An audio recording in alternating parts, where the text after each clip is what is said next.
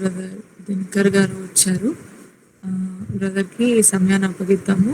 మీ అందరికీ తెలుసు కదా! బ్రదర్ మనకి ఆల్రెడీ హగ్గై మీద సెషన్ తీసుకున్నారు. సో, ఈరోజు మనకి ఈ పూట మనకి జకర్యా పైన కూడా సార్ తీసుకోబోతున్నారు class. So, let's all welcome him. Praise Lord brother, over to you. ప్రభునామంలో అందరికి వందనాలండి. మరొకసారి ఈ విధంగా కలవటాన్ని బట్టి దేవుని స్తుతిస్తున్నాను. జకర్యా గ్రంథంని ఈ రోజున మనము మరొకసారి ధ్యానం చేసుకోబోతున్నాం. నిన్న ఉదయం చెప్పిన రీతిగా హగ్గై గ్రంథము, జకర్యా గ్రంథము రెండు కూడా ఒకే సందర్భాన్ని గురించి రాయబడినటువంటి గ్రంథాలు.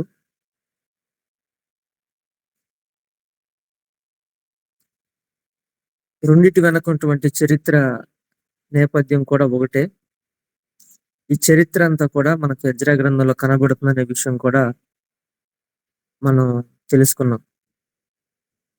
అయితే రెండు ఒక సందర్భం మీద రాయబడినప్పటికీ ఈ గ్రంథం అనేది చాలా ప్రత్యేకమైంది, చాలా డిఫరెంట్ గా ఉంటుంది హగ్గై గ్రంథంతో పోల్చినప్పుడు. ఎందుకనంటే ఇందులో ఎక్కువగా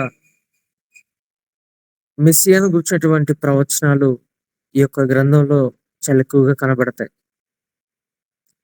ప్రవక్తల గ్రంథాల్లో మరి చిన్న ప్రవక్తలలో మనం చూసినప్పుడు మెస్సియాను గురించినటువంటి ప్రవచనాలు ఈ గ్రంథంలో చాలా ఎక్కువగా కనపడతాయి. అందుకని ఇది ఒక ప్రత్యేకమైనటువంటి గ్రంథంగా చిన్నగా ఉండొచ్చు, కానీ ఇందులో డీకోడ్ చేసుకోవడానికి చాలా విషయాలు, సంగతులు ఇందులో ఉన్నాయి. చాలా ప్రవచనాలు కానివ్వండి, దర్శనాలు కానివ్వండి, చాలా విషయాలు ఇందులో ఉన్నాయి. ముందు ముందు వెళ్ళి మనము ప్రభు చిత్తమైతే గనక వాటిని తెలుసుకుందాం. మనందరికీ తెలుసు, ఈ యొక్క గ్రంథము చెర నుంచి వచ్చిన ఇశ్రాయేలు దేవుని మందిరం నిర్మించబడాలని అంశంతో రాయబడి ఉంది. అయితే ఈ యొక్క జకర్యా అనేటువంటి పేరు మీద మరి చాలా మంది, దాదాపుగా 30 మంది వరకు కూడా బైబిల్ గ్రంథంలో ఉన్నట్లుగా చరిత్ర బైబిల్ మనకు బోధిస్తోంది. అయితే ఈ జకర్యా అనేటువంటి వ్యక్తి మరి ఒక లేవి వంశానికి చెందినటువంటి వాడు, ఒక యాజక కుటుంబానికి సంబంధించినటువంటి వ్యక్తి. ఈయన మరి బబులోను చెరలో ఉన్నప్పుడు పుట్టి ఉంటాడు. ఈయన ప్రవచించే సమయానికి యవనస్తుడు అనేది మనము జ్ఞాపకంలో ఉంచుకోవాలి. ఇతని యొక్క తండ్రి పేరు ఇద్దోకు. అతని తాతగారి యొక్క పేరును కూడా ఈ యొక్క గ్రంథంలో మెన్షన్ చేయడం జరిగింది.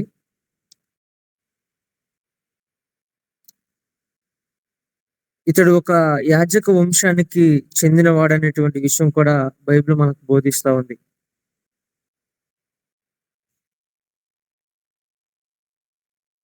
ఈ యొక్క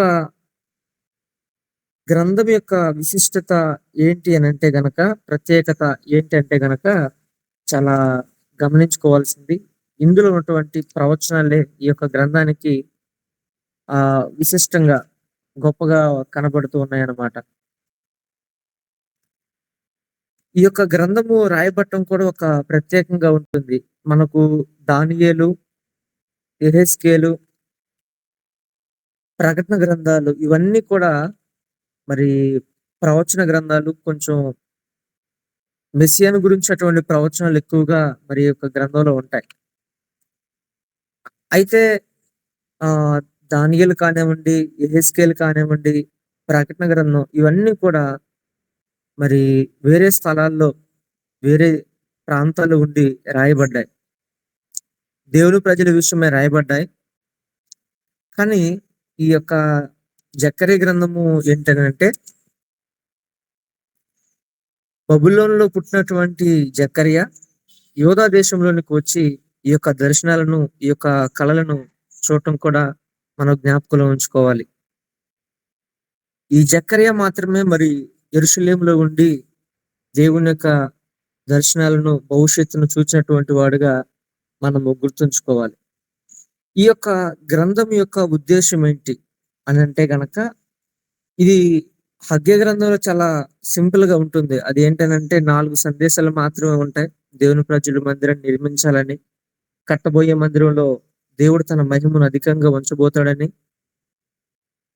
మీరు కట్టడం మాత్రమే కాదు, మీరు పవిత్రులుగా కూడా ఉండాలి అనే విషయం కూడా చెప్తూ కొన్ని 4 సందేశాలు చాలా క్లుప్తంగా ఉంటుంది. కానీ ఇది భవిష్యత్తులో మీరు కట్టేటువంటి మందిరం, మీరు చూపించేటువంటి విధేయత భవిష్యత్తులో ఎలా ఉంటుంది అనేది ఈ యొక్క గ్రంథంలో ప్రత్యేకంగా మనకు కనబడుతుంది. 1-8 అధ్యాయాలు గనక మనం చూసుకున్నప్పుడు, యూదాలో ఉన్నటువంటి శేష ప్రజలు ఆలయ నిర్మాణాన్ని మళ్ళీ మొదలుపెట్టి ప్రోత్సహించడానికి, అలాగే ముగిసే వరకు కూడా ఆ పనిని చేయటానికి రాశాడు. 9-14 అధ్యాయాలు గనక మనం చూసినప్పుడు, మందిరము కట్టబడిన తర్వాత ఒకవేళ మెస్సియా యొక్క రాక ఆలస్యమైతే గనక నిరుత్సాహపడొద్దు అని ప్రజలను ప్రోత్సహించడానికి రాశాడు. మెస్సియా అనేటువంటి రాజు వచ్చినప్పుడు ఎలా ఉంటుందో వెల్లడిపరచడానికి ఈ యొక్క 2వ భాగము రాయటం కూడా మనం చూస్తూ ఉన్నాం. ఈ యొక్క మొదటి భాగంలో మనకు 8 దర్శనాలను మనం చూడబోతున్నాం. ఈ 8 దర్శనాలు కూడా ఒకే రోజులో చూడటం, ఇవన్నీ కూడా మనకు చాలా ప్రాముఖ్యంగా కనబడుతూ ఉంటాయి. ఇవి మరి యోధా ప్రజలను ఓదార్పుకై రాయబట్టని కూడా మనం గమనించాలి. 2వ భాగంలోనికి వచ్చినప్పుడు, దేవుడు ఇశ్రాయేలు ప్రజల విషయంలో తీసుకురాబోయేటువంటి వాగ్దానాలు, అవి కూడా మెస్సియాను గురించినటువంటివి, రక్షణ గురించినటువంటివి, అన్ని జనుల విషయమైనటువంటి తీర్పు, శిక్షల గురించి మరి వాగ్దాన పూర్వకంగా ఈ యొక్క మాటలు కూడా రాయబడుతూ ఉన్నాయి. ఈ యొక్క గ్రంథంలో ఇంకా ప్రత్యేకంగా మనం తెలుసుకోవాల్సింది ఏమైనా ఉందా అని అంటే గనక, యేసుక్రీస్తు ప్రభువారు కొత్త నిబంధనలో ఆయన మొదటి రాకను గురించి, 2వ రాకను గురించి కూడా చాలా చక్కగా ఈ యొక్క గ్రంథంలో మనం చూడొచ్చు అనమాట. సరే, ఏదేమైనప్పటికీ మనము గ్రంథంలోనికి ముందుకు వెళ్ళి ధ్యానం చేసినటువంటి ప్రయత్నాన్ని మనం చేద్దాం.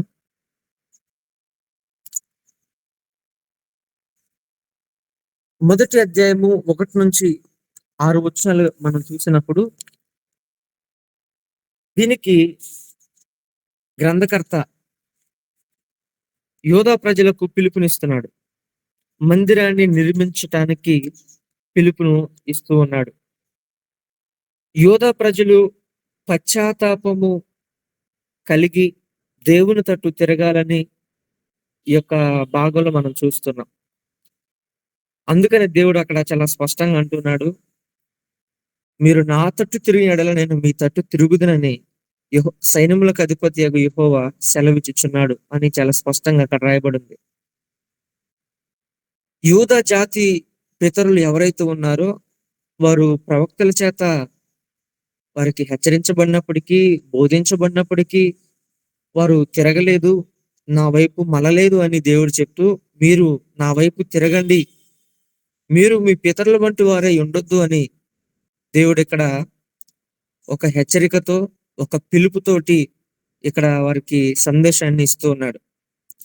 ఇది అయిపోయిన తర్వాత, ఈ సందేశం తర్వాత ఒకే రోజున మరి ఈ యొక్క దర్శనాలు అనేటువంటివి చూస్తాడు. 8 దర్శనాలు మరి ఒకే దినాన జకర్యా అనేటువంటి ఆయన చూస్తాడు.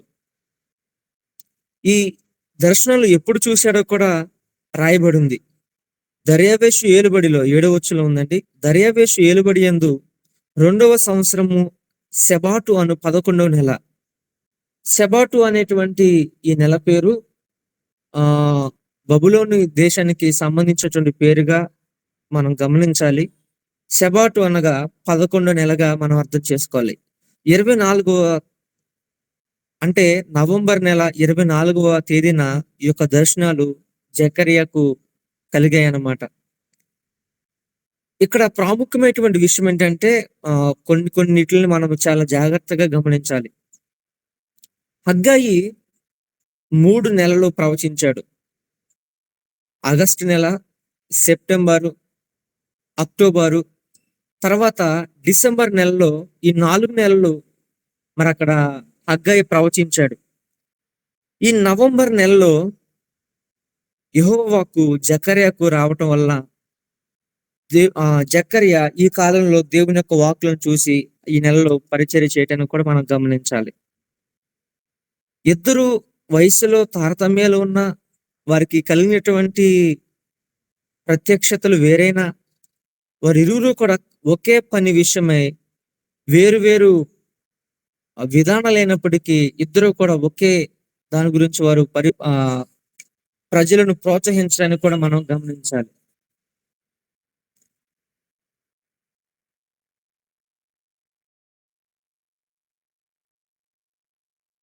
ఇద్దరు కూడా అసలు చాలా వేరువేరుగా, అంటే ఒకదానికి ఒకటి కాకుండా వేరువేరుగా ప్రవచించారు. ఇదంతా కూడా ఒకే కాలంలో ఒకే ప్రజలకు వీరు చేసినటువంటి పని అన్నమాట. ఈ యొక్క పిలుపు అయిపోయిన తర్వాత ఈ దర్శనాలు వచ్చినప్పుడు ఈ 8 దర్శనాలు కూడా చాలా ప్రాముఖ్యమైనవండి. మొదటి దర్శనం ఏంటనంటే గొంజి చెట్లలో నిలబడి ఉన్నటువంటి గుర్రపు రౌతు. ఈ గొంజి చెట్లు అనేవి మరి ఇశ్రాయేల్ దేశంలో చాలా బైబిల్ గ్రంథంలో చాలా చెట్లు మనం చూస్తూ ఉంటాం. ఈ చెట్లు అన్ని ఎందుకు ప్రస్తావించబడుతూ ఉంటాయి అని అంటే గనక గుర్తింపు కోసం. కొన్నిసార్లు అవి ఆ దేశపు చిహ్నాలుగా, ఆ దేశంలో కొన్ని ఆ దొరికేవి విలువైన వాటిని వారు గుర్తులుగా పెట్టుకోవడం కూడా మనం గమనించాలి. ఈ గొంజి చెట్లు అనగా ఎప్పుడూ కూడా పచ్చగా ఉండేటువంటి చెట్లు. ఇక్కడ గుర్రం మీద కూర్చున్నటువంటి ఎర్రని గుర్రం మీద కూర్చున్నటువంటి ఒక వ్యక్తి ఉండటాన్ని కూడా మనం చూస్తూ ఉన్నాం. తర్వాత ఆయన పేరు యెహోవా దూత అని కూడా మనకు 11వ వచనంలో కనబడుతుంది. ఆ నిలవబడినటువంటి వ్యక్తి పేరు యెహోవా దూత అని 11వ వచనంలో మనకు కనబడుతుంది. అయితే అతని వెనక ఎర్రని గుర్రములు, చుక్కలు చుక్కలు గల గుర్రములు, తెల్లని గుర్రములు కనబడ్డాయి. అలా కనబడినప్పుడు జకర్యా అడిగాడు, వీళ్ళు ఎవరు, ఎక్కడికి వెళ్తున్నారు? అప్పుడు ఆయన చెప్తున్నాడు,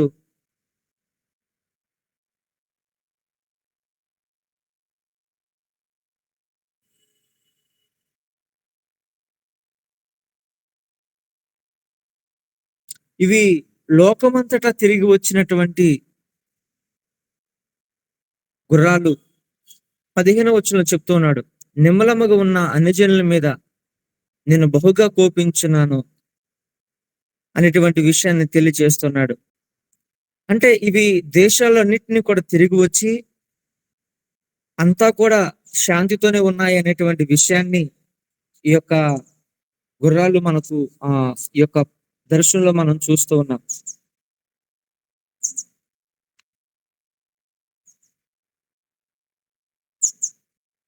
ఇది దేవుని ప్రజలకు నిరీక్షణ. అంటే ఇంకా వారికి శత్రువులు అనేటువంటి వారు ఎవరు కూడా ఉండరు, నెమ్మది కలుగుతుంది, సమాధానంగా ఉండబోతున్నారు అనేటువంటి నమ్మకాన్ని కలిగించేటువంటి విషయాన్ని ఇందులో మనం చూస్తున్నాం అనమాట. ఈ యొక్క గుర్రాలన్నీ కూడా రావటం ఇవన్నీ కూడా దేవుడు పంపించినటువంటి దూతలు. వీరు లోకమంతా తిరిగి వచ్చి చెప్తున్నారు, లోకమంతా కూడా శాంతితో నిమ్మలంగా ఉందని చెప్తూ ఉన్నారు. అయితే ఇక్కడ ఒక విషయాన్ని గమనించుకోవాలి. ఏంటనంటే ఏదైతే వారు జవాబుని తీసుకొని వచ్చారో శాంతం గురించి, అది ఎక్కువ కాలం ఉండేటువంటి శాంతి కాదు, అది కొద్ది కాలం మాత్రం ఉండేటువంటి శాంతి అనేటువంటి విషయాన్ని కూడా మనం జ్ఞాపకంలో ఉంచుకోవాలి. రెండవ దర్శనము 4 కొమ్ములు, అలాగే 4 కంసాలను మనం చూస్తున్నాం. 18వ అధ్యాయం నుంచి 21వ వచనం వరకు ఈ యొక్క దర్శన భాగము. ఈ రెండవ దర్శనంలో 4 కొమ్ములు కనబడుతున్నాయి. జక్కయ్య అడుగుతున్నాడు ఇవేమిటి అని. అప్పుడు 19వ వచనంలో ఆ దూత చెప్తూ ఉన్నాడు, ఇవి యోధా వారిని, ఇశ్రాయేలు వారిని, యెరూషలేము నివాసులను చెదరగొట్టిన కొమ్ములనెను. 21వ వచనంలో కూడా రెండో భాగంలో కనబడుతుంది, యోధా వారిని చెదరగొట్టిన కొమ్ములు ఇవే. అంటే చాలా స్పష్టంగా దేశం యొక్క పేరును మెన్షన్ చేసి ఈ యొక్క ప్రజలను చెదరగొట్టినటువంటి దేశాలు అని చెప్తున్నాడు. వీటిని చెదరగొట్టడానికి ఈ అన్య దేశాలను ఎవరైతే యోధా ప్రజలను శిక్షించారో, దేవుని ప్రజలను మరి వారి విషయంలో అతిగా చేసి ఉన్నారో వారిని చెదరగొట్టడానికి కూడా ఈ కంసాలులను దేవుడు తీసుకొని వచ్చాడు. వీరు యోధా దేశస్తులందరినీ చెదరగొట్టుటకై వారి మీద బలాత్కారం జరిగించిన అన్యజనుల కొమ్ములను పడగొట్టుటకు వీరు వచ్చి ఉన్నారని నాకు సెలవిచ్చాను. ఈ యొక్క కంసాల యొక్క పని ఏంటి అని అంటే, ఏ దేశము ప్రజలు యోధవారిని చెరిపివేశారో, చెదరగొట్టారో వారి యొక్క అధికారాలను విరగగొట్టడానికి ఈ యొక్క కంసాలు కూడా ఉన్నట్లుగా మనం ఈ దర్శనం అర్థం చేసుకుంటూ ఉన్నాం. దేవుడు తన ప్రజల విషయంలో ఎవరెవరు ఏ విధంగా ప్రవర్తించారు అనేది దేవుడు జ్ఞాపకంలో ఉంచుకున్నాడు అనేటువంటి విషయం ఈ యొక్క మరి దర్శనంలో చూడొచ్చు. మరి ఇశ్రాయేలు రాజ్యాన్ని చెరపట్టింది అష్షూరీయులు. మనకు 2 రాజుల గ్రంథం 17వ అధ్యాయంలో కనబడుతుంది. మరి దక్షిణ రాజ్యమైనటువంటి యోధా రాజ్యాన్ని బబులోనీయులు చెరపట్టారు. అది 2 రాజుల గ్రంథం 24వ అధ్యాయం చివరి అధ్యాయంలో మనం చూస్తూ ఉన్నాం. మరి ఎస్తేరు గ్రంథం కూడా మరి పర్షియన్ల కాలంలో వారు కూడా యూదుల మీదకు వచ్చినటువంటి ఆ పరిస్థితులు ఇవన్నిటిని కూడా మనం చూస్తున్నాం. అలాగే రోమా సామ్రాజ్యం ఇవన్నీ కూడా ఏంటి అంటే దేవుని ప్రజల మీద అన్యులు చేసినటువంటి ఆ యొక్క గలిబిలి కానివ్వండి, వారి యొక్క మనస్తత్వాలు కానివ్వండి, దేవుడు వాటిని ఊరుకునేవాడు కాదు. ఈ కొమ్ములను, ఈ అధికారాలను విరగొడతాను, తీసివేస్తాను, తొలగించి వేస్తానని దేవుడు చెప్తూ ఉన్నాడు. ఇకపోతే 3వ దర్శనంలోనికి మనం వెళ్దాం. ఇది 2వ అధ్యాయంలో మనం చూస్తూ ఉన్నాం. ఒక వ్యక్తి కొలనూలు పట్టుకొని యెరూషలేమును కొలుస్తూ ఉన్నాడు.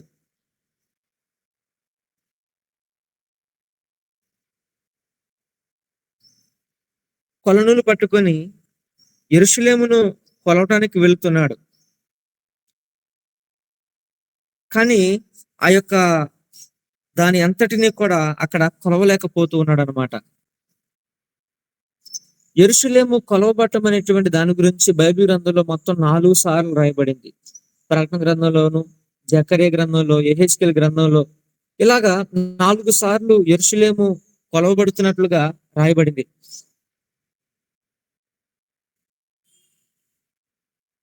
ఎందుకు కొలవబడుతుందంటే దేవుడు యెరూషలేమును కట్టడానికి పూనుకున్నాడు. అందు విషయమై ఈ యొక్క దర్శనం అనేది మనం చూస్తూ ఉన్నాం. కానీ కొలవడానికి వెళ్ళినటువంటి వ్యక్తి కొలవలేకపోయాడు. ఎందుకు అనంటే ప్రజలు ఆ విధంగా ఎక్కువ మంది ఉన్నారు దేశంలో. ఆ యొక్క ప్రాంతాన్ని కొలవలేకపోతున్నాడు అనేటువంటి విషయాన్ని కూడా మనం అర్థం చేసుకోవాలి. ఈ యొక్క కొలవబడుతున్నటువంటి ఈ యొక్క యెరూషలేముకు ప్రాకారం లేదు, మైదానం అని, అందువల్ల కొలలేకపోతున్నానని చెప్తూ ఉన్నాడు. ఇదంతా కూడా ఎందుకు చెప్తున్నాడు అని అంటే, దేవుడు ఇశ్రాయేలు ప్రజలకు ఒక ప్రాకారంగా ఉండబోతున్నానని దేవుడు చెప్తూ ఉన్నాడు. నేను యెరూషలేము ఆ ప్రజలందరినీ నేను సంరక్షిస్తాను, వారికి నేను ఒక ప్రాకారముగా, నేను అగ్ని ప్రాకారముగా ఉంటానని 5వ వచనంలో అక్కడ దేవుడు మాట్లాడడం కూడా మనం చూస్తూ ఉన్నాం. ప్రాకారము లేనటువంటి ఆ యెరూషలేముకు దేవుడు ప్రాకారంగా ఉండబోతున్నటువంటి విషయాన్ని కూడా ఇక్కడ సెలవిస్తున్నాడు. 8వ వచనంలో మిమ్మల్ని ముట్టినవాడు తన కనుగుడ్డును ముట్టిన వాడని ఎంచి విషయాన్ని కూడా దేవుడు జ్ఞాపకం చేస్తున్నాడు. తర్వాత వేరే దర్శనం కూడా మనం చూద్దాం, సమయం అయిపోతుంది కాబట్టి. ఇంకా 4వ దర్శనం ఏంటి అని అంటే, యెహోషువ గురించినటువంటి దర్శనం. మరి హగ్గాయి, జకర్యా గ్రంథాల కాలంలో యాజకుడిగా జెరుబ్బాబెలు ఉండగా, క్షమించాలి, నాయకుడిగా జెరుబ్బాబెలు ఉండగా, ప్రధాన యాజకుడిగా మరి యెహోషువను ఎన్నిక చేసుకోవటం మనం చూస్తున్నాం. ఈ యొక్క దర్శనంలో 3వ అధ్యాయంలో మనకు ఈ యొక్క దర్శనం మనకు కనబడుతుంది. ఈ దర్శనంలో ప్రధాన యాజకుడైన యెహోషువ నిలబడుట, మరి అపవాది కూడా అతన్ని కుడి ప్రక్క నిలబడి మనం చూస్తూ ఉన్నాం. అయితే ఈ యొక్క యెహోషువ మలినమైనటువంటి వస్త్రాలు వేసుకొని నిలబడినట్లుగా చూస్తున్నాం. అప్పుడు దేవుని యొక్క దూత మరి అపవాదిని, సాతాన్ని గద్దించటం ఈ యొక్క భాగంలో మనం చూస్తున్నాం. అయితే ఆ దూత అపవాదిని గద్దించడం మాత్రమే కాదు, ఆ దూత తన దగ్గర ఉన్నటువంటి మిగిలిన వారికి ఆజ్ఞాపించి, ఇతని మైలు బట్టలు తీసివేయండి, ఇతని దోషాన్ని పరిహరించి ప్రశస్తమైన వస్త్రములతో అలంకరిస్తానని చెప్పడానికి కూడా మనం చూస్తున్నాం. అతని తల మీద తెల్లని పాగా పెట్టించుడి, వస్త్రాలతో అతన్ని అలంకరించుడు అనేటువంటి విషయాన్ని కూడా మనం ఈ యొక్క అధ్యాయంలో మనం చూస్తున్నాం. ఇది ఎందుకు అని అంటే, ఈ యొక్క యెహోషువ ప్రధాన యాజకుడు. ఇది రక్షణ గురించి, రక్షణ ఇచ్చేటువంటి యేసుక్రీస్తుని గురించి, రక్షణకు శత్రువైన సాతాను గురించి ఈ యొక్క దర్శనం మనకు చాలా చక్కగా తెలియచేస్తుంది.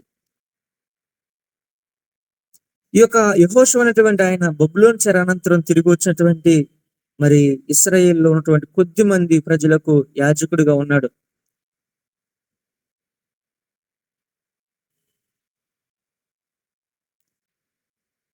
ఇక్కడ దీన్ని బట్టి మనకు దేవుడు చెప్పేది ఏంటి అనంటే, దేవుడు తన ప్రజల యొక్క మాలిన్యాన్ని కడిగి రక్షణను ఇవ్వటానికి ఇష్టపడుతున్నట్లుగా, సాతానుని గద్దిస్తున్నట్లుగా మనము ఈ యొక్క అధ్యాయంలో మనం జ్ఞాపకం చేసుకోవాలి.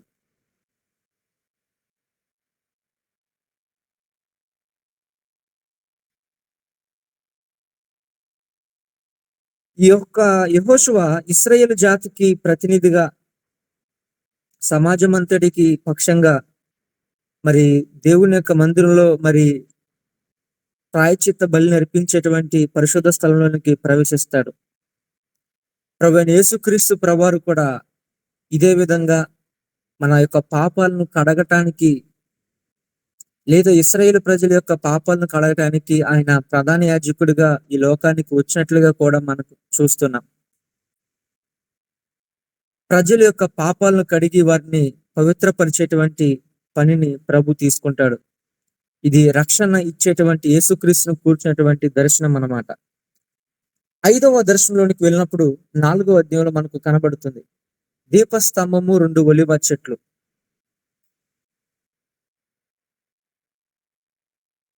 ఈ యొక్క దీపస్తంభము మనకు కనబడుతుంది. ఈ దీపస్తంభానికి అటువైపు ఇటువైపున మరి సార్ చెప్పండి. సారీ సార్, రెండవ దర్శనం అనేది ఎక్కడ అనేది అర్థం కాలేదు సార్. 2వ దర్శనం అండి, మొదటి అధ్యాయంలో ఉంటుందండి. ఒక నిమిషం చెప్తున్నాను.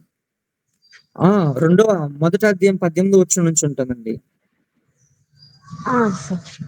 సార్ 18వ వచనం నుంచి 21వ వచనం వరకు ఉంది 2వ దర్శనం. సార్ థ్యాంక్ యూ 4 కొమ్ములు, 4 కంసాలు. Thank you sir. ఒకసారి సార్, కొలతల గురించి 4 పుస్తకాల్లో ఉందన్నారు కదా సార్. 4 చోట్ల రాయబడి ఉందండి. అది చెప్తాను, రిఫరెన్స్ ఇస్తాను. Sir thank you sir. Sorry sir. Okay.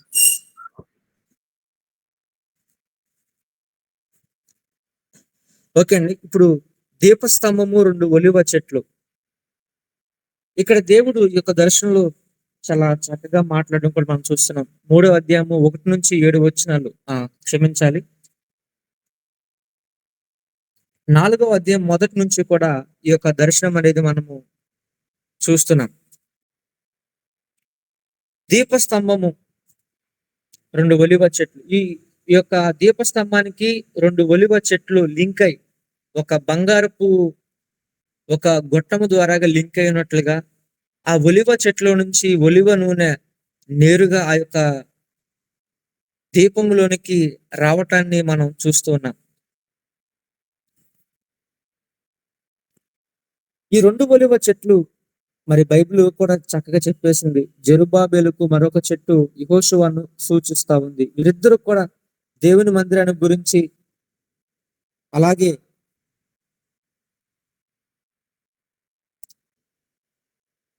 దేవుని యొక్క మందిరాన్ని నిర్మించేటువంటి ప్రజల జీవితాల్లో పని జరిగించడానికి శక్తిని సమకూర్చేటువంటి, బలాన్ని ఇచ్చేటువంటి పరిశుద్ధాత్మ దేవుడు ఈ యొక్క నూనెకు సాదృశ్యంగా ఉన్నారు. 2 చెట్లు జెరుబ్బాబెలుకు యెహోషువకు సాదృశ్యంగా ఉన్నాయి.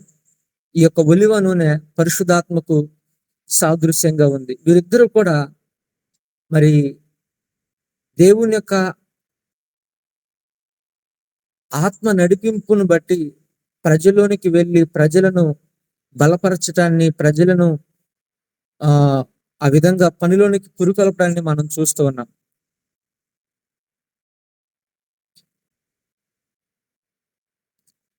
అందుకనే దేవుడు అక్కడ చాలా స్పష్టంగా చెప్తూ ఉన్నాడు. ఏమనంటే 7వ వచనంలో, అప్పుడు అతడు నాతో ఎట్లనెను, జెరుబ్బాబెలు నాకు ప్రత్యక్షమైన యెహోవాకు ఇది శక్తి చేతనైనను బలము చేతనైనను కాక నా ఆత్మ చేతని ఇది జరుగునని సైన్యములకు అధిపతియగు యెహోవా సెలవిచ్చెను.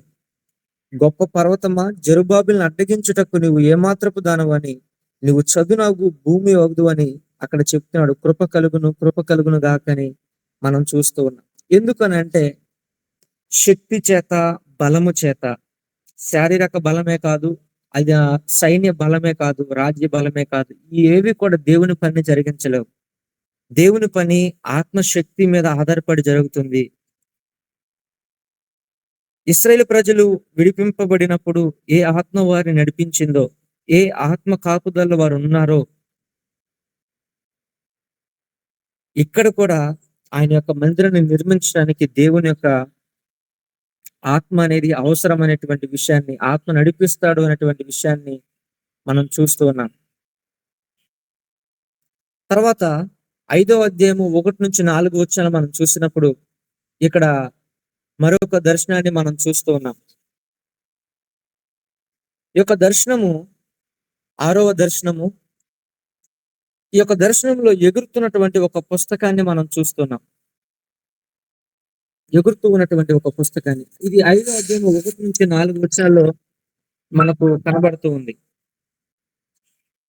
ఈ యొక్క పుస్తకము ఎలా ఉందనంటే గనక దీని యొక్క కొలత కూడా చెప్పబడింది. ఇది చరిత్రలోనికి మనం గమనించినప్పుడు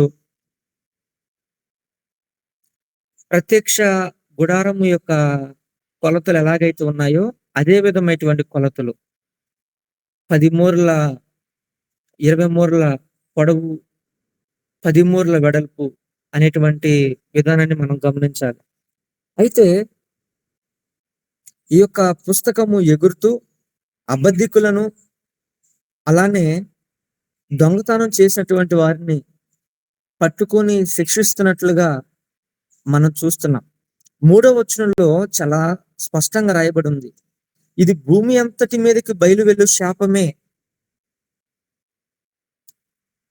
ఇది భూమి మీద అంతటికి వెళ్ళి ఒక శాపం. అది దొంగలను, అలాగే అబద్ధ ప్రమాణాలు చేసినటువంటి వారిని కొట్టివేస్తున్నట్లుగా మనం చూస్తున్నాం.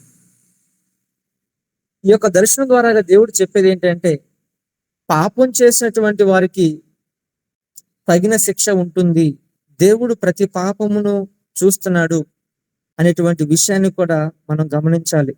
మరి 4వ వచనం చూసినప్పుడు, వారి ఇండ్లలోనికి ప్రవేశించి వారి ఇంటి దూలములను రాళ్లను కూడా నాశనము చేయనటువంటి విషయాన్ని కూడా చూస్తున్నాం.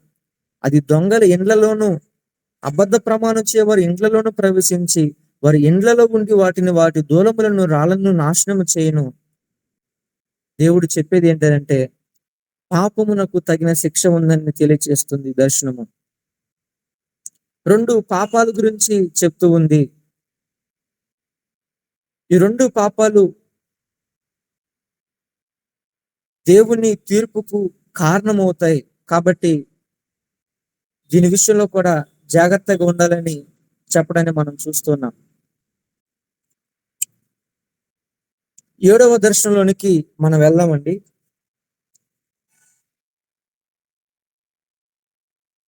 ఈ యొక్క దర్శనంలో ఒక స్త్రీ ఒక బుట్టలో ఉండటాన్ని చూస్తున్నాం. ఈమె బుట్టలో నుంచి మరి బబులోను దేశంలోనికి తీసుకొని వెళుతున్నట్లుగా ఇద్దరు వ్యక్తులు తీసుకొని వెళుతున్నట్లుగా మనం చూస్తున్నాం. ఇది ఏంటనంటే బబులోను దేశాన్ని ఎందుకు ఇక్కడ మెన్షన్ చేశారు అని అంటే అక్కడ ఉన్నటువంటి పాపాలు ఏవైతే ఉన్నాయో ఆ పాపాలను విగ్రహారాధన, లేదంటే ఇంకా మతపరమైనటువంటి విషయాలు, వ్యాపార సంబంధమైనటువంటి విషయాలు, ఇవన్నీ కూడా తిరిగి ఆ దేశంలోనికి తీసుకొని వెళ్ళబడుతున్నటువంటి విషయాన్ని కూడా మనం జ్ఞాపకం ఉంచుకోవాలి. ఈ దర్శనము 5వ అధ్యాయం 5వ వచనం నుంచి 11వ వచనం వరకు మనకు కనబడుతుంది. ఈ యొక్క బుట్టలో ఉన్నటువంటి స్త్రీని గురించి 8వ వచనం చెప్తుంది దోషమూర్తి అని. ఇద్దరు స్త్రీలు బయలుదేరి వారు కొంగరెక్కల వంటి రెక్కలు వేసుకొని ఈ యొక్క బుట్టలో ఉన్నటువంటి ఆ స్త్రీని మోసుకొని వెళుతూ షినార్ దేశంలో దాని యొక్క ప్రాంతానికి తీసుకొని వెళుతున్నట్లుగా మనం చూస్తున్నాం. అంటే దేవుడు చెప్తున్నది ఏంటి అనంటే ఈ యొక్క దర్శనం బట్టి దేశములో పాపమునకు స్థానము లేకుండా తుడిచివేస్తాడు. పవిత్ర దేశముగా ఉండటాన్ని దేవుడు కోరుకుంటున్నాడు. ఈ యొక్క విషయం ఈ యొక్క దర్శనం నుంచి మనం తెలుసుకున్నాం. చివరిగా ఇంకొక దర్శనము 6వ అధ్యాయంలో మనం చూస్తున్నాం. 2 పర్వతాల మధ్య 4 రథాలు బయలుదేరుతూ ఉన్నాయి. ఈ రథాలు ఒక్కొక్క రథము ఒక్కొక్క రంగును కలిగి ఉంది. అలానే ఒక్కొక్క రథానికి ఉన్నటువంటి గుర్రాలు వాటి యొక్క రంగులు కలిగి ఉండటం మాత్రమే కాదు, అవి యెహోవా సన్నిధి నుంచి వెళ్ళేటువంటి 4 దిక్కులకు వెళ్ళేటువంటి చతుర్వాయువులు అనేటువంటి విషయాన్ని కూడా బైబిల్ మనకు చెప్తూ ఉంది. అయితే నల్లని గుర్రాలు ఉన్నటువంటి ఆ రథము ఉత్తర దేశంలోనికి పోయింది. తెల్లని గుర్రములు ఉన్నటువంటి రథము ఆ యొక్క నల్లని గుర్రాలను వెంబడించి వెళ్ళిపోయాయి. చుక్కలు గల గుర్రములు దక్షిణ దేశంలోనికి వెళ్ళైనటువంటి విషయాన్ని ఇక్కడ చెప్పటాన్ని మనం చూస్తూ ఉన్నాం. ఈ యొక్క దర్శనం యొక్క భావము ఏంటి అని అంటే గనక దేవుని యొక్క తీర్పులు అన్య దేశాల మీద జరిగేటువంటి తీర్పులు అనేటువంటి విషయాన్ని మనం జ్ఞాపకం ఉంచుకోవాలి.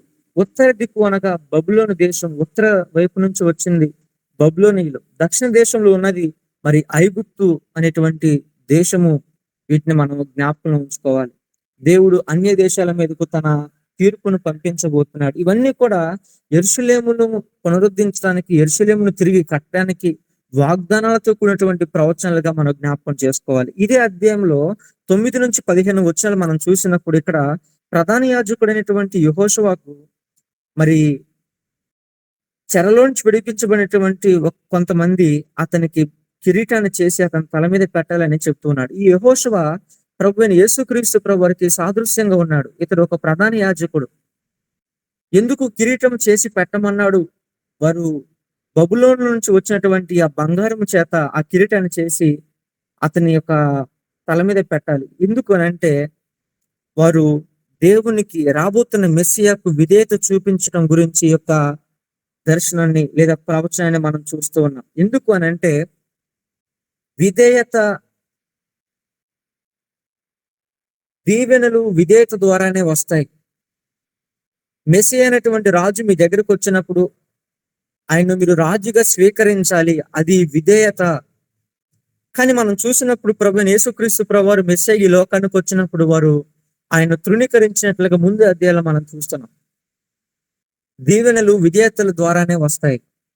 ఈ యొక్క 6వ అధ్యాయము మనకు చెప్తున్నటువంటి పాఠం ఇది.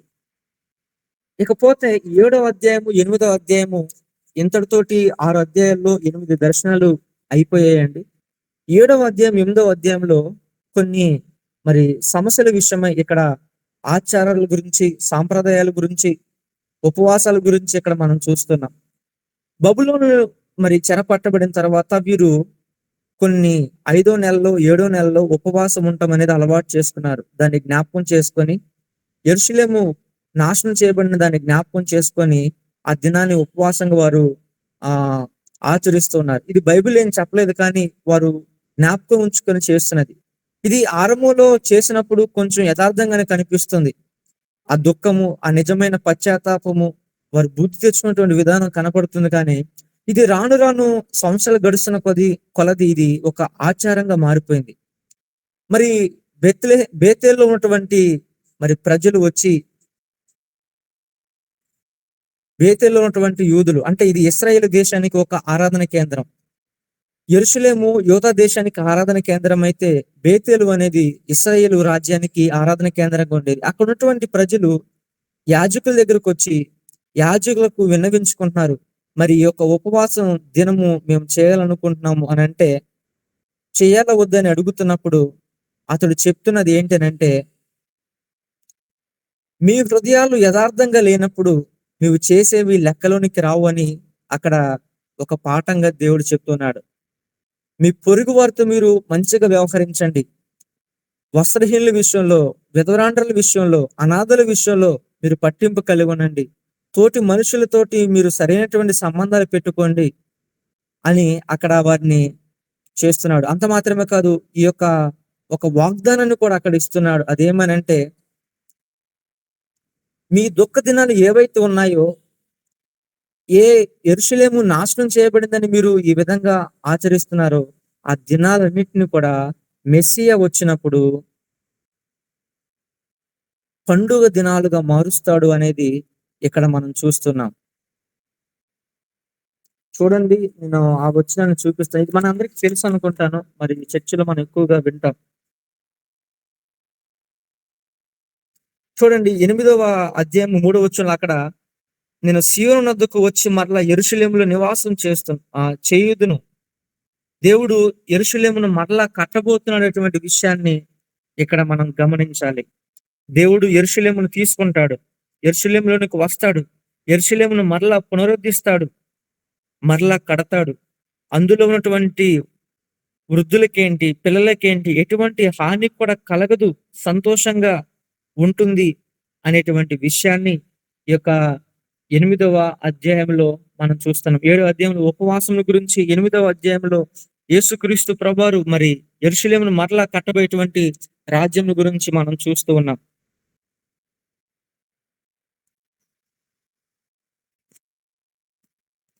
ఎనిమిదవ అధ్యాయము 18,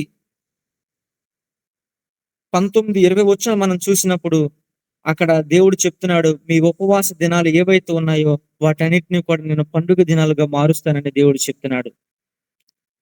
ఇకపోతే మనం 2వ భాగంలోనికి వచ్చాం. 9 నుంచి 14 అధ్యాయాలు. ఇప్పటి వరకు మనం మొదటి భాగాన్ని మనం ధ్యానం చేసుకున్నాం. ఇందులో 1 నుంచి 8 అధ్యాయాలు దర్శనాలు, కొన్ని ప్రవచనాలు మనం చూసాం. ఈ యొక్క గ్రంథము 2వ భాగం ఏంటంటే 9వ అధ్యాయం నుంచి 14 వచనాలు దేవుని యొక్క మొదటి రాకను గురించి, 2వ రాకను గురించి మనం చూస్తూ ఉన్నాం. ఈ యొక్క అధ్యాయము మరి 9వ అధ్యాయము మరి మొదటి రాకను గురించి చెప్పబడుతున్నటువంటి అధ్యాయాలు 9 నుంచి 11 అధ్యాయాలు. ఇందులో మొదటి భాగంలో చూసినప్పుడు అన్ని జనుల మీదకి దేవుడు తీసుకొని వచ్చేటువంటి తీర్పులు మనం చూస్తున్నాం. ఎలా శిక్షిస్తాడు, ఏ విధంగా తీర్పు తీరుస్తాడు. 9వ వచనంలో దేవుడు వారిని శిక్షించి దేశంలోనికి సమాధాన రాజుగా దేశంలోనికి అడుగు పెడతాడు అనేటువంటి విషయాన్ని మనం చూస్తున్నాం. 9వ వచనంలో గాడిద మీద నీ రాజు, గాడిద మీద నీతిపరుడు, రక్షణ గలవాడు, దీనుడై గాడిదను గాడిద పిల్లలు ఎక్కి నీ ఎద్దుకు వచ్చుచున్నాడు అనేటువంటి విషయాన్ని మరి 9వ వచనంలో మనం చూస్తున్నాం. మరి ఇలా వచ్చినప్పుడు చాలా మంది యేసుక్రీస్తు ప్రభువారిని తిరస్కరించారు. ఈ రాజును చాలా మంది తిరస్కరించారు. ఈ విషయాన్ని కూడా మనం జ్ఞాపకంలో పెట్టుకోవాలి. దేవుడు శత్రు దేశాలన్నింటినీ కూడా తీర్పు తీర్చిన తర్వాత ఆయన కుమారుడు మెస్సియాగా రాబోతున్నటువంటి ఇవన్నీ ప్రవచనాలండి. ప్రభు రాబోయేదానికి ప్రవచనాలు, యుగాంతంలో సంభవించబోయేటువంటి ప్రవచనాలు, జరగబోయేటువంటి పరిస్థితులను ఇక్కడ చెప్తూ ఉన్నాడు. మరి ఆయన వచ్చినప్పుడు మీరు ఆయన అంగీకరించలేదు కాబట్టి, ఆయన తిరస్కరించారు కాబట్టి, దానికి సూచనగా ఒక కర్ర ఇరవబడుతుంది. ఎందుకనంటే కర్ర కాపరికి సాదృశ్యంగా ఉంది. దేవుడు కాపరిగా తన ప్రజల కొరకు వచ్చినప్పుడు ఆ కాపరిని తృణీకరించారు కాబట్టి ఈ యొక్క కర్ర విరగటాన్ని మనం చూస్తున్నాం. ఎప్పుడైతే ఈ ప్రజలు దేవుణ్ణి, రాజ్యాన్ని తిరస్కరించారు, ఈ మెస్సియాను తిరస్కరించారో, దేవుడు కూడా ఆ ప్రజలను తిరస్కరించేటువంటి ప్రవర్తన కూడా మనం చూస్తున్నాం. ఇకపోతే క్లుప్తంగా ముగించేస్తున్నాను. ఆ మెస్సియాను గురించేటువంటి ప్రవచనాలు 30 వెండి నాణాలకు అమ్మబడ్డాడని, అలాగే ఈ యొక్క క్రైదనం అంతా కుమ్మరివాణి ఇంట పారవేయబడిందని, ఇవన్నిటిని కూడా మనం చూస్తూ ఉన్నాం. ఇక మనము ముందుకు వెళ్ళినట్లయితే 12వ అధ్యాయము నుంచి చివరి అధ్యాయాలు మనం చూసినప్పుడు దేవుడు ఇక్కడ రెండవ రాకను గురించి ఇక్కడ చాలా స్పష్టంగా తెలియజేస్తున్నాడు.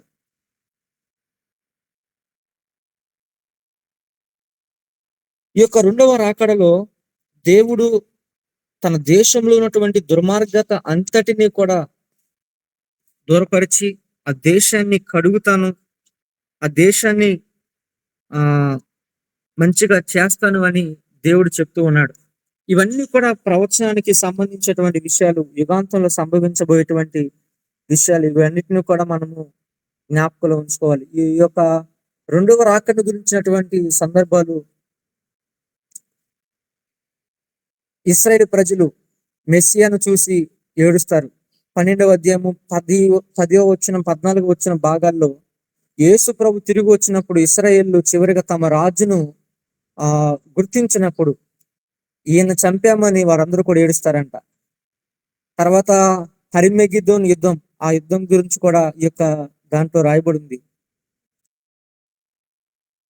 యుద్ధపు విల్లు, దేవుని యొక్క కుమారుడు యుద్ధపు విల్లుగా మనం ఇందులో మనం చూస్తున్నాం. అంత మాత్రమే కాదు, దేవుడు ఏల వేసి యోధవారిని, వారి ఇంటి వారందరినీ కూడా సమకూరుస్తాడు.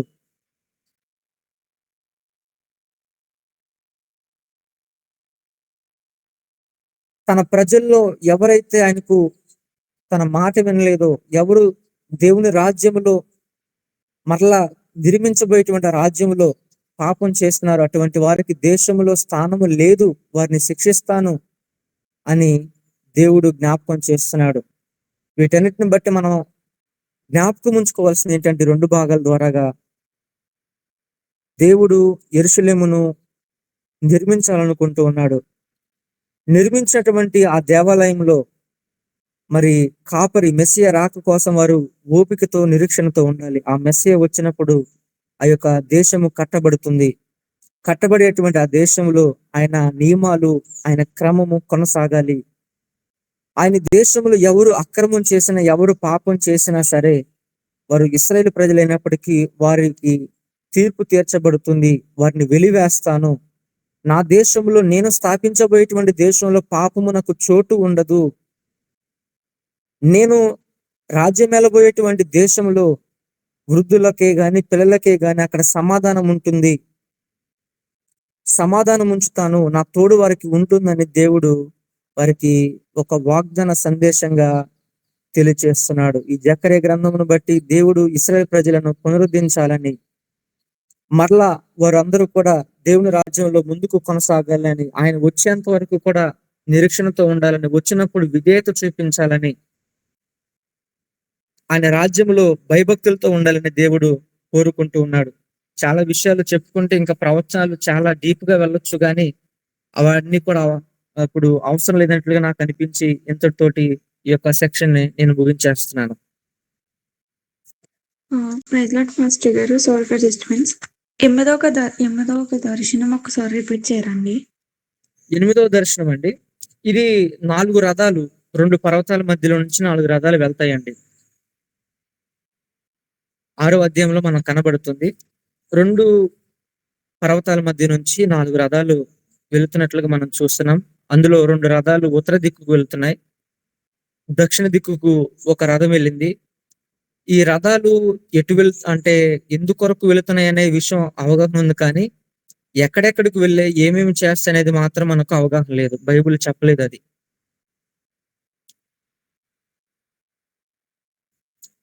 ఉత్తర దిక్కు అంటే గనక బబులోను దేశం అండి. కల్దీల దేశం. దక్షిణ దిక్కు అంటే గనక అక్కడ ఐగుప్తు మరి యెరూషలేముకు దక్షిణాన ఉంది. ఇవి తీర్పు తీర్చడానికి వెళుతున్నట్లుగా మనం చూడాలి. దేవుని సన్నిధిలోంచి వెళ్తున్నాయి ఇవన్నీ కూడా. అంటే మన దిక్కులు కొలిచినప్పుడు ఎలా ఉంటుంది? ఉత్తర దిక్కు అనేది ఎలా తెలిసింది? యెరూషలేము నుంచి చూసినప్పుడు యెరూషలేముకు ఉత్తర దిక్కున ఉన్నది బబులోను కదా! యెరూషలేము నుంచి చూసినప్పుడు దక్షిణాన ఉన్నది ఐగుప్తు కదా! అలాగా.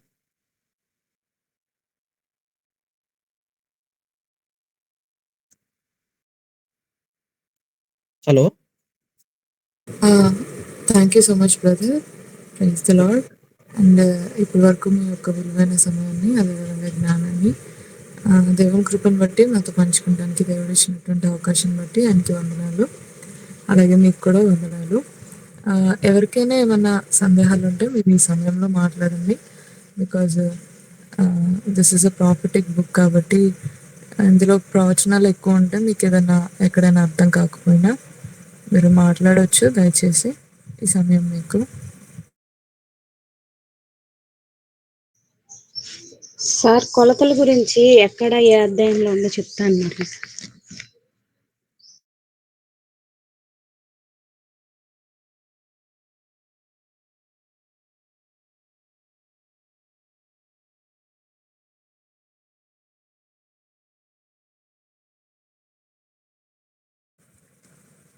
బ్రదర్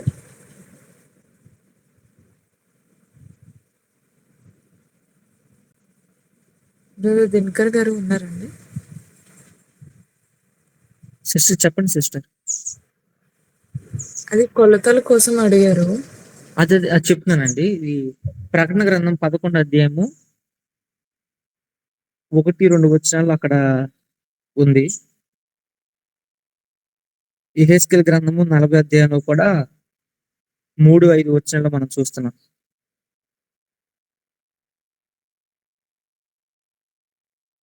ప్రకటన